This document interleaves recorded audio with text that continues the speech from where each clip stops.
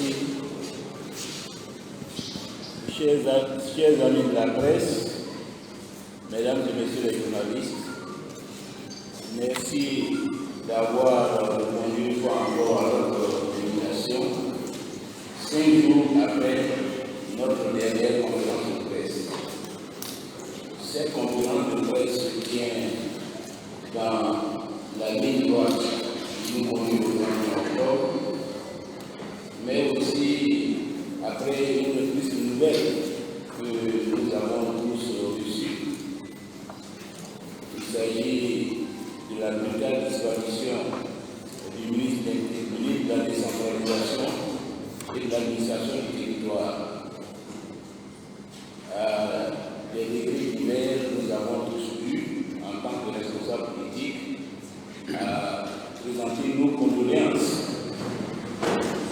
Je voudrais, à l'occasion de cette conférence de presse et au nom de tous les leaders politiques de l'opposition, au nom du président Laurent Dédié, adresser encore une fois nos sincères condoléances au gouvernement, à la famille du ministre disparu, à son épouse et à ses enfants. C'est un haut cadre du pays qui part à la tâche, au-delà de nos divergences politiques, au-delà de la crise que nous vivons avec le gouvernement. C'est l'un de nos motifs et il est tout à fait compréhensible que l'ensemble de l'opposition s'associe au deuil qui frappe à la famille du ministre Sidi Diakité, à son épouse et à ses enfants. Ceci dit, je voudrais dire que cette conférence de presse se tient afin de procéder à un nouveau bilan de la crise électorale que traverse notre pays, en nous donnant toutes les précisions, notamment sur la répression semblable et arbitraire à laquelle se livre le pouvoir et que nous aurons l'occasion de présenter tout à l'heure à travers l'écran. Nous nous prononcerons également sur la stratégie du chaos dans laquelle Alassane Ouattara a décidé de plonger la Côte d'Ivoire après le 31 octobre 2020. Un chaos dont il a précisé les contours dans différentes interviews accordées à la presse française. En ce qui concerne le bilan matériel et humain de la crise, 11 jours après le lancement de la phase active, nous pouvons affirmer que le peuple ivoirien s'est approprié le mot d'ordre de désobéissance civile avec volontarisme et avec un courage remarquable. Au nom du président Laurent Dédié et de tous les leaders de l'opposition ivoirienne, je voudrais une fois encore adresser nos vifs remerciements à nos compatriotes et les inviter à poursuivre ce combat qui est en passe d'être gagné. La victoire est toute proche. Alassane Ouattara est d'ailleurs bien obligé d'en tirer les conséquences, car désormais, incapable de tenir son élection fictive sur l'ensemble du territoire, il a annoncé la fermeture de plus d'un bureau de vote sur 2. C'est la reconnaissance spectaculaire de la force de la mobilisation contre le 3e mandat.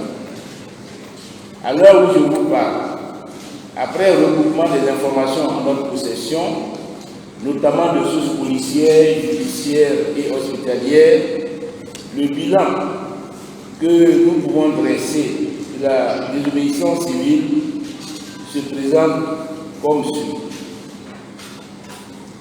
En date du 24 octobre 2020, et pour la seule commune de Dabou, nous déplorons 16 morts, 67 blessés, 52 individus interpellés, 12 fusils saisis, 70 maquettes saisies, 3 maisons incendiées, 10 véhicules calcinés. Au niveau national, les chiffres consolidés font état de 70 morts, 211 arrestations, 32 fusils saisis, 300 maquettes saisies, 404 maisons incendiées, 42 véhicules calcinés. En ce qui concerne l'exécution du régime, la mobilisation pour la désobéissance civile affole le régime. Il perd pied. Il perd pied parce qu'il sait ses jours comptés. Il répond par une stratégie de la terre brûlée et de la terreur sur les populations.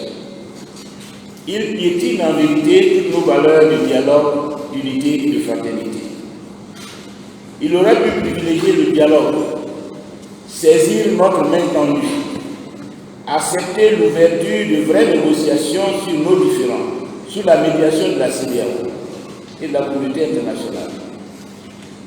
Il a choisi au contraire de consécuter les missions internationales en les réduisant à une simple instance d'observation, ce qui n'est bien sûr pas acceptable pour nous.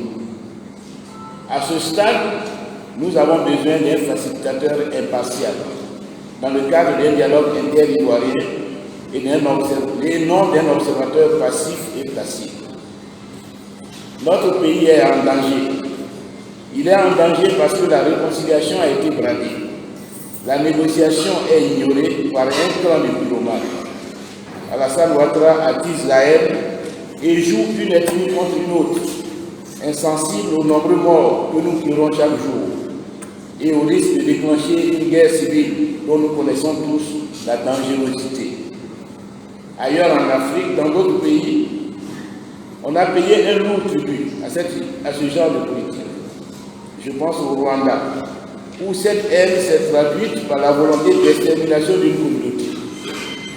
Le Rwanda, qui a réussi son processus de réconciliation, a su se donner les moyens, parce que ses dirigeants l'ont ardemment voulu.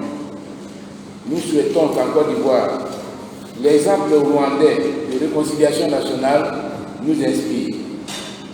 En entendant, sur le terrain, la violence du régime est une réalité désormais totale. Mais comment le pouvoir ose-t-il afficher un tel mépris pour les morts dû à sa politique de division et affirmer aux médias internationaux que la réconciliation nationale a été faite et que le processus électoral se déroule pacifiquement? M. Ouattara a-t-il le sentiment que la Côte d'Ivoire d'aujourd'hui ressemble à une nation réconciliée? La violence est partout. Elle est en réalité à la fois physique et institutionnelle. Violence physique avec ces chasses à l'homme tragiques dont les militants de nos différents partis et plateformes sont victimes de la part des miliciens à la sorte du régime. La méthode est désormais parfaitement rodée. Le régime s'appuie sur des milices parallèles, ces véritables commandos de la mort, équipés de machettes et d'armes à feu, Kalachnikov et calibre 12. Convoyés par le régime dans des véhicules réquisitionnés pour l'occasion, ces jeunes microbes instrumentalisés par le pouvoir sont armés jusqu'au temps. Ils tuent, blessent, tabassent jusqu'au sang. Ils pillent et brûlent. Ils sont parfois assistés, protégés dans leur basse besogne par des forces de défense et de sécurité. Alassane Ouattara sacrifie son peuple sur l'autel d'un narcissisme effréné et d'une soif de pouvoir qui ne connaît désormais plus de limites. Nous réclamons l'ouverture d'une enquête internationale sur ces crimes commis par Ouattara et ses milices sur le peuple de Côte d'Ivoire. Nous adressons nos condoléances les plus attristées aux familles endeuillées et aux amis des victimes et toute notre compassion aux blessés. Nous assurons les prisonniers que nous ne les oublions pas et les assurons de notre détermination à œuvrer pour les revoir très vite en liberté. Depuis ces derniers jours, cette violence totale, cette souffrance inouïe porte le nom de Dabou. Dabou est devenu le symbole de la barbarie du régime envers ses enfants, de la volonté radicale d'éradiquer la légitime désobéissance civile, le symbole du calvaire que traverse le peuple ivoirien en lutte. La mobilisation de Dabou, le courage de ses enfants resteront dans nos mémoires comme un haut lieu de notre résistance à la tyrannie. On a d'ailleurs vu surgir sur les réseaux sociaux le hashtag Je suis Dabou. C'est l'expression de la solidarité de tout un peuple et au-delà de nous, des amis de la Côte d'Ivoire envers cette localité martyre. La violence est également institutionnelle. Nous savons tous que l'élection présidentielle ne peut pas se tenir sans bureau de vote, sans matériel de vote, sans candidat, sans commission électorale indépendante, sans commission locale. Contre toute raison, le régime s'obstine et s'efforce de contourner cette évidence. Après avoir décidé de faire distribuer les cartes électorales dans les commissariats et par porte à porte, en violation de la loi électorale, Alassane Ouattara vient d'annoncer dans un journal français, le journal du dimanche, qu'il avait unilatéralement décidé de réduire le nombre de bureaux de vote de plus de la moitié, c'est-à-dire de 22 000 à 10 000. Une fois encore, il bafoue les règles de droit, piétine le code électoral qui dispose dans son article 21, et je cite, que le nombre et les lieux de bureaux de vote sont fixés par décret pris en Conseil des ministres sur proposition de la commission chargée des élections. Plusieurs remarques à l'annonce de cette nouvelle. Le chef de l'État a créé deux catégories de citoyens, ceux qui peuvent voter et les autres. Il reconnaît implicitement le succès de la désobéissance civile puisque 12 000 bureaux de vote sont impraticables. Il avoue la totale dépendance d'une commission électorale sous contrôle et valide notre démarche de désobéissance civile. C'est en réalité le fait du prince. Or, comme il n'y a ni prince, ni roi, ni empereur, ni sauveur suprême dans la République de Côte d'Ivoire, Alassane Ouattara va finir son mandat et puis il va partir. La stratégie du chaos. Il va partir car nous n'allons pas le laisser plonger notre pays dans le chaos. C'est bien le chaos qu'il prépare. Il n'ose pas le dire explicitement au peuple ivoirien. Mais lorsqu'il s'exprime face à des journalistes français, il se lâche, sans vergogne, sans tabou. Son interview au quotidien Le Monde est particulièrement édifiante sur sa psychologie et ses intentions. Alassane Ouattara tombe le masque et personne ne pourra dire demain « je ne savais pas ». Ni nous, Ivoiriens, ni ces chancelleries occidentales qui espéraient des gestes d'ouverture et envers lesquels ils se posent en garant de la stabilité. Elles sont désormais fixées, pleinement informées. Ouattara, c'est la garantie de la violence et de l'instabilité dans une sous-région en crise, où la menace sécuritaire est partout, la menace terroriste partout. La stabilité n'est pas possible avec les violences dont sa candidature est porteuse. La condition de la stabilité, c'est la réconciliation, l'état de droit et la démocratie, socle de la paix et du développement. Dans ces différents propos, on retrouve logiquement sa propension bien connue au mensonge. Mensonge sur les accords de Dinas Marcoussi à propos de son éligibilité. Il ne serait pas concerné par la modification de l'article 35. Et pourtant, c'est à cause de cela que nous avons connu la rébellion armée. Et pourtant, il a été un candidat à titre exceptionnel en 2010, par l'application de l'article 48 de la Constitution de 2000. Et pourtant, en 2015, il a été candidat par dérivation de sa candidature de 2010. Et en 2020, il veut être un candidat d'urgence, face à un cas de force majeure. Mais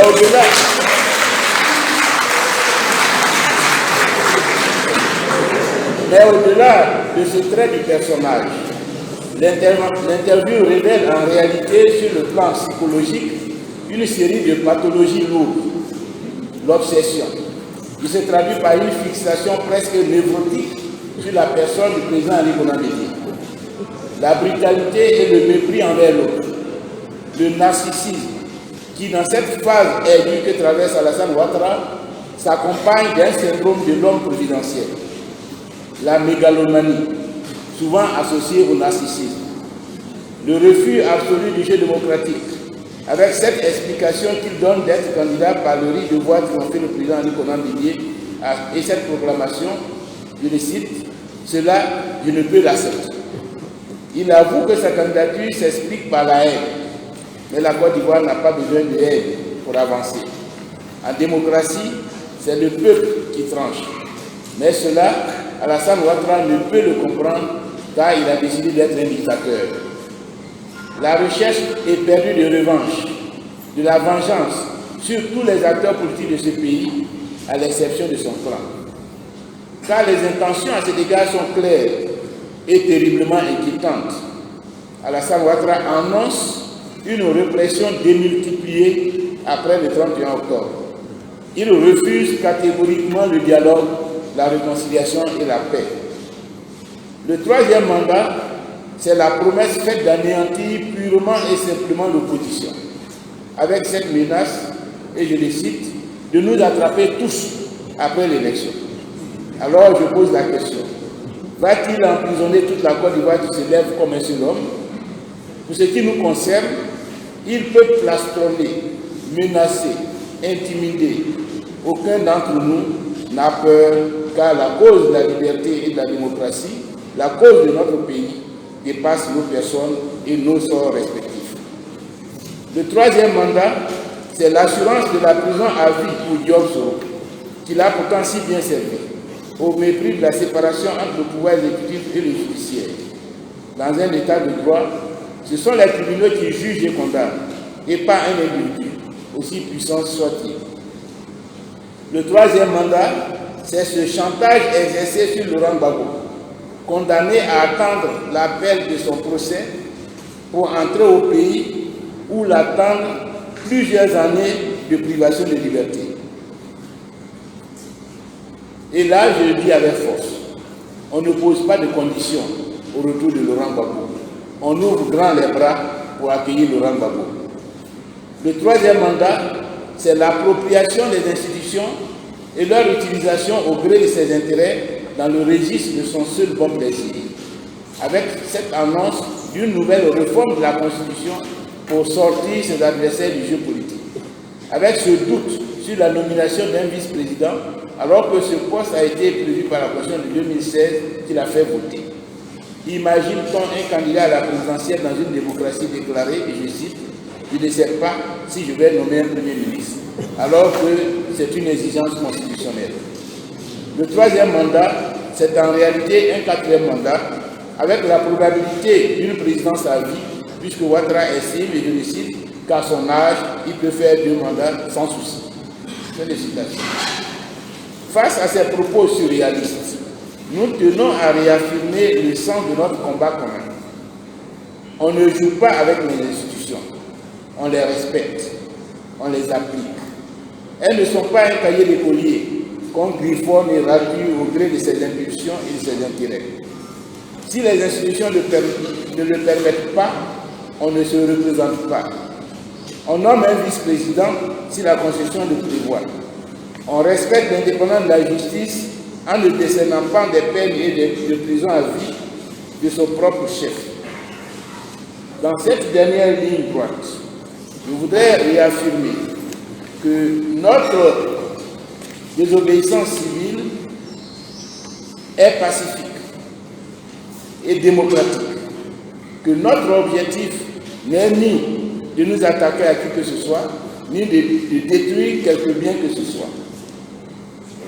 Nous appelons donc nos compatriotes à la mobilisation pour contrer Alassane Ouattara en étendant la désobéissance civile sur l'ensemble de la Côte d'Ivoire. Nous dénonçons par avance l'envoi d'observateurs pour observer une élection qui exclut tous les candidats, même ceux qui ont été retenus malgré lui par le Conseil constitutionnel. Nous rejetons par avance les conclusions que de tels observateurs tireront de leur mission, qui n'a aucun sens, parce qu'il n'y a pas d'élection en Côte d'Ivoire. La désobéissance civile doit désormais être totale, globale et massive, afin qu'il en soit ainsi. Alassane Ouattara est un pyromane et un apprenti sorcier qui déshonore la fonction présidentielle et notre pays. Samedi 31 octobre 2020, il cessera d'incarner la République de Côte d'Ivoire. Je vous remercie.